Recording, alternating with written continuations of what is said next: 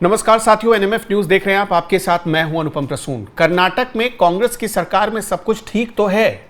ये सवाल तब से उठने लगे हैं जब विधानसभा के भीतर डीके शिवकुमार ने अचानक नमस्ते सदा वत्सले मातृभूमि ये वाली प्रार्थना गीत गाना शुरू कर दिया। दरअसल ये आरएसएस का एक थीम सॉन्ग है जो आरएसएस की सभाओं में गाया जाता है, प्रार्थना में गाया जाता है, और अचानक डीके शिवकुमार ने इसे गाना शुरू कर दिया। तब विधानसभा में माहौल कैसा था पता है आपको? अचानक जो कांग्रेस के विधायक थे उनको 440 वोल्ट का झटका लगा, वो खामोश हो गए। पूरा कांग्रेस खेमे में, सरकार के खेमे में सन्नाटा पसरा था और विपक्ष के जितने विधायक थे, विपक्ष मतलब बीजेपी के जितने विधायक थे वो मेज थपथपा रहे थे, ताली बजा रहे थे डीके शिवकुमार को लेकर। और संयोग ये देखिए कि डीके शिवकुमार को जब उन्होंने विधानसभा के भीतर आरएसएस का ये गीत गाया तो उनको इस पर कोई मलाल नहीं था।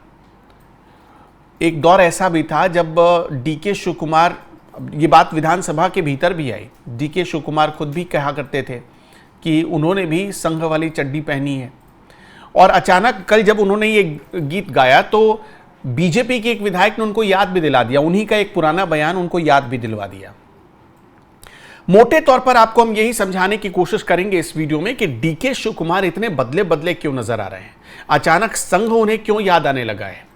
देखिए, विधानसभा में बहस इस बात पर चल रही थी कि एम चिन्ना स्वामी स्टेडियम में जो भगदड़ मची उसे कांग्रेस सरकार कंट्रोल नहीं कर पाई और उस हादसे के बाद, इतने बड़े हादसे के बाद भी लीपा पोती करती रही।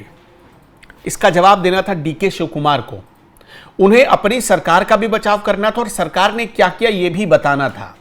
लेकिन बदले में वो खड़े होकर आरएसएस का गीत गाने लगे। अब जब उन्होंने ये गाना शुरू कर दिया तो अचानक पहले तो सवाल उठने लाजमी थे, लेकिन सवाल उठाने की जगह जो विरोधी विधायक थे, यानी विपक्षी पार्टियों के जो विधायक थे, यानी बीजेपी के जो विधायक थे, उन्होंने ताली बजानी शुरू कर दी। अब देखिए, सवाल तो अब बीजेपी विधायकों को पूछना क्या था, लेकिन वो इस पूरे मामले में थोड़ी देर के लिए उलझ गए। तो डीके शिवकुमार ने बड़ी चालाकी से अपने लिए वहां पर स्पेस बना लिया। वैसे एक बात मत भूलिए कि कर्नाटक में इस वक्त डीके शिवकुमार का कांग्रेस के भीतर सब कुछ अच्छा नहीं चल रहा है। वो मुख्यमंत्री बनना चाहते हैं, लेकिन उनको कांग्रेस मौका नहीं दे रही है।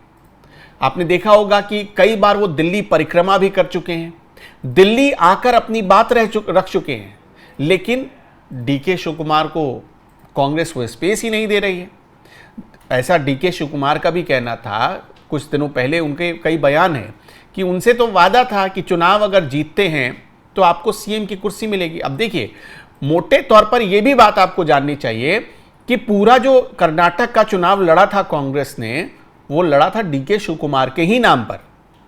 लेकिन बाद में विरोधी, जो कांग्रेस के भीतर जो दूसरा खेमा था, जो दूसरा पक्ष था, वो अचानक एक्टिव हो गया और इसके बाद शिवकुमार का पत्ता कट गया। बहुत जद्दोजहद के बाद उनको डिप्टी सीएम की कुर्सी मिली और उसके बाद भी कई बार कोशिश कर चुके हैं कि कहीं से कोई लिंक लग जाए और सीएम की कुर्सी मिल जाए, लेकिन अभी तक वो कुर्सी नहीं मिल पाई है।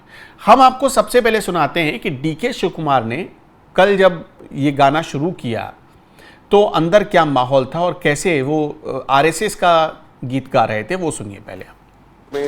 अध्यक्ष, हिंदू भूमि सुगम वर्धितोहम महामंगले। तो डीके शिवकुमार का ये अभी आपने वो गीत सुन लिया, लेकिन अब इस पर आज उनसे सवाल हुआ विधानसभा के भीतर ही, और इस सवाल का जवाब उन्होंने जिस अंदाज में दिया वो भी आपको जरूर समझना चाहिए। उन्होंने कहा कि मैंने तो कई सालों तक आरएसएस पर रिसर्च किया है।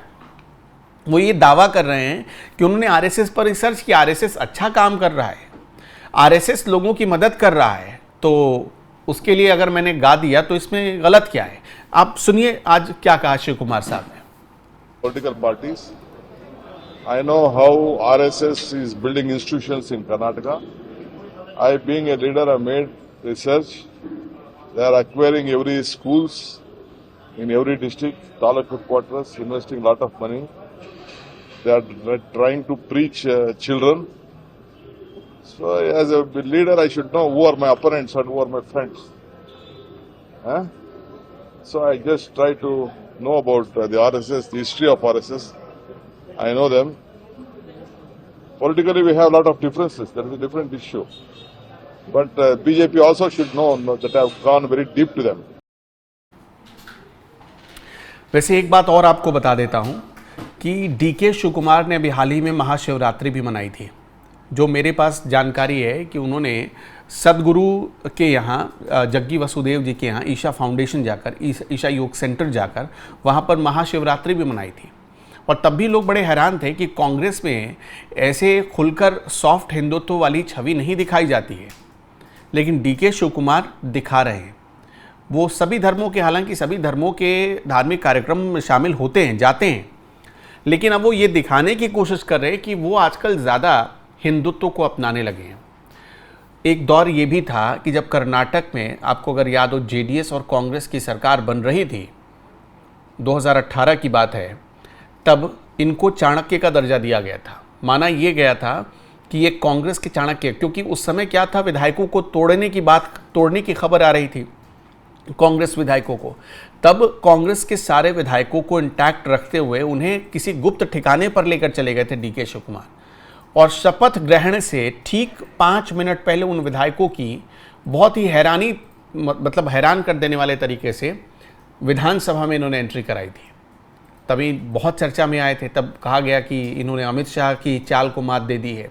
तब कई लोगों ने, कई राजनीतिक जानकारों ने आकलन लगाया कि डीके शिव कुमार को पहचान नहीं पाई बीजेपी, पहचानने में चूक कर गई।